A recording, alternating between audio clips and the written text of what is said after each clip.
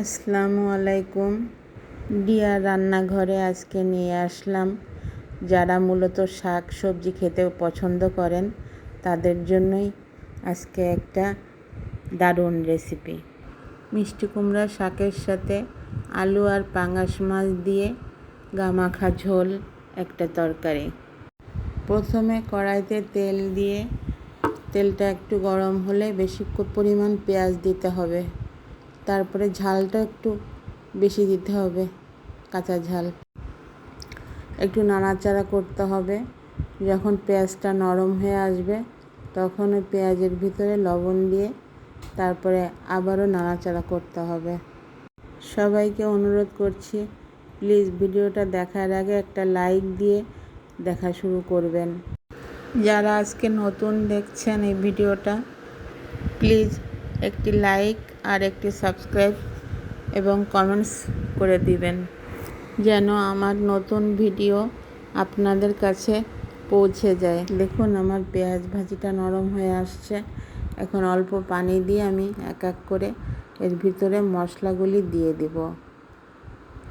1 চা চামচ হলুদ গুঁড়া, আধা চা চামচ ঝাল গুঁড়া, জিরা 1 চা চামচ এবং শাক সেহেতু রসুনের পরিমাণটা একটু বেশি হবে, 1.5 চা চামচ রসুন হবে। অল্প পানির সাথে মশলাগুলি ভালো করে কষিয়ে নিতে হবে।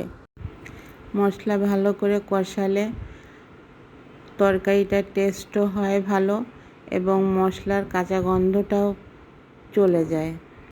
আমি এখন এক এক করে সব মশলা দিয়ে দিচ্ছি। তারপরে আস্তে আস্তে কষিয়ে নেব। আগে থেকে অল্প করে পানি দিয়ে নিয়েছিলাম পেঁয়াজের ভিতরে। সব মশলা দেওয়া হয়ে গেল। এখন আমি ভালো করে মশলা মিশিয়ে নিচ্ছি পেঁয়াজের সাথে, তারপরে আস্তে আস্তে কষিয়ে নেব।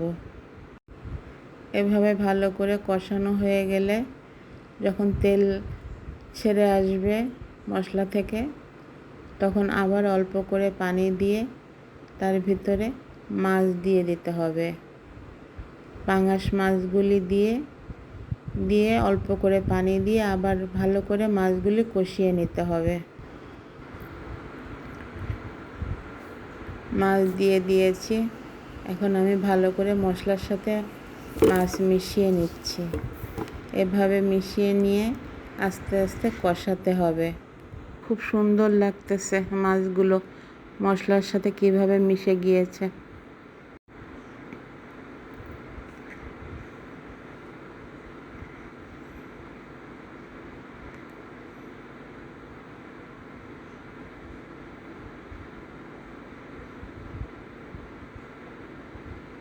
আমি কিন্তু মাছগুলো ভালো করে কষিয়ে নিচ্ছি। এভাবে আস্তে আস্তে মাছগুলি যখন ভালোভাবে কষানো হয়ে যাবে তখন অল্প করে ঝোল দিতে হবে। ওই ঝোলের পানিতেও মাছটা আর একটু ঢেকে ফুটিয়ে নিতে হবে। মোটামুটি মাছটা আর কি 3 ভাগের 2 ভাগ রান্না হয়ে যাবে। এইভাবে কষিয়ে কষিয়ে নিতে হবে। যেসব বন্ধুরা শাক সবজি খেতে পছন্দ করেন তাদের জন্য পারফেক্ট একটা রেসিপি।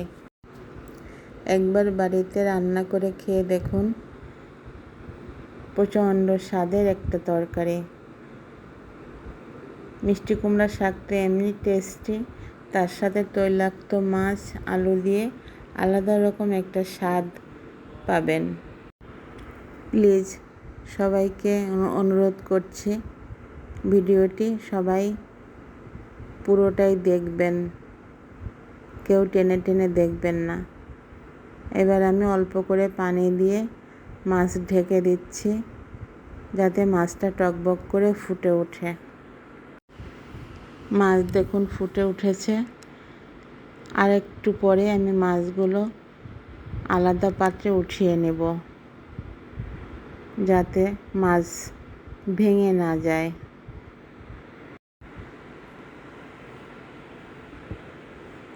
এইবার আমি মাছগুলো আলাদা একটা পাত্রে উঠিয়ে নিচ্ছি। তারপর এই ঝোলের ভিতরে আমি আলুগুলো দিয়ে দিব। আলু দিয়ে খানিকটা কষিয়ে নেব, যাতে আলুর ভিতরে মশলার স্বাদটা ঢুকে, যার জন্য। তারপরে আলুটা যখন কষানো হয়ে যাবে তখন আমি ঝোলের পানি দিয়ে দিব। আজকের রেসিপির ভিডিওটা পুরোটাই ওয়াচ করুন। লাস্টে একটা দারুণ টেকনিক দেখতে পারবেন এই রেসিপির ভিতরে। আমি এখন আলু দিয়ে এই অল্প ঝোলের ভিতরে আলুটা একটু কষিয়ে নিব। আলুটা নাড়াচাড়া দিয়ে ঝোলের সাথে মিশিয়ে দিয়ে আমি ঢাকনা দিয়ে ঢেকে দিব।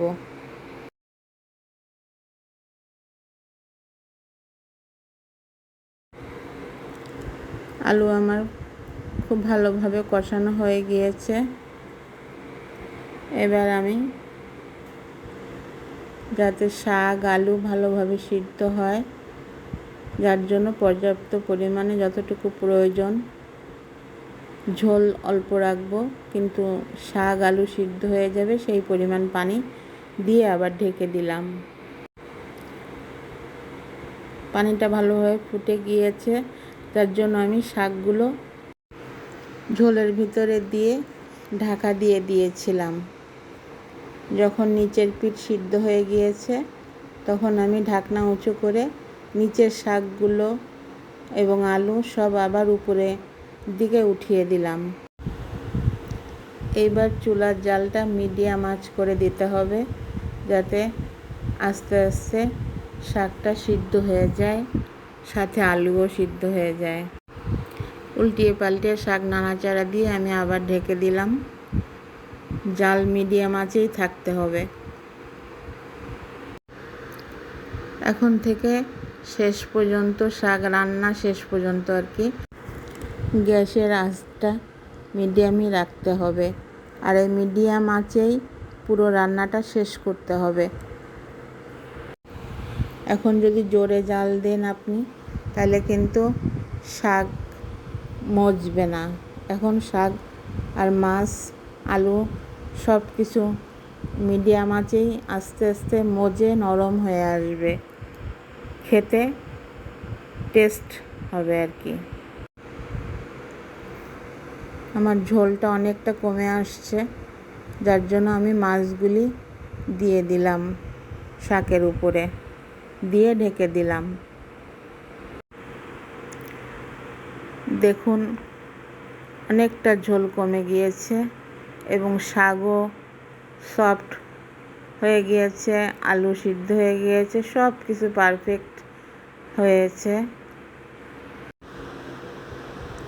আর একটু ঝোল টানাবো, তার উপরে কিছুটা সরিষার তেল ছড়িয়ে দিব।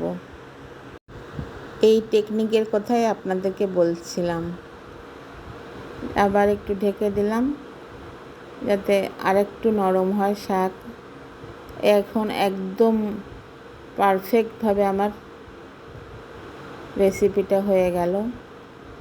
দেখেন অতিরিক্ত ঝোলও নাই, শাকটাও কীরকম অল্প হয়ে গিয়েছে, সব একেবারে ভালোভাবে সিদ্ধ হয়ে একদম মজে গিয়েছে। গরম ভাতের সাথে এই শাক মাখিয়ে নিলে দারুণ স্বাদ লাগবে খেতে। এই যে আমি সরিষার তেলটা দিয়ে দিলাম, এটাই আমার টেকনিক।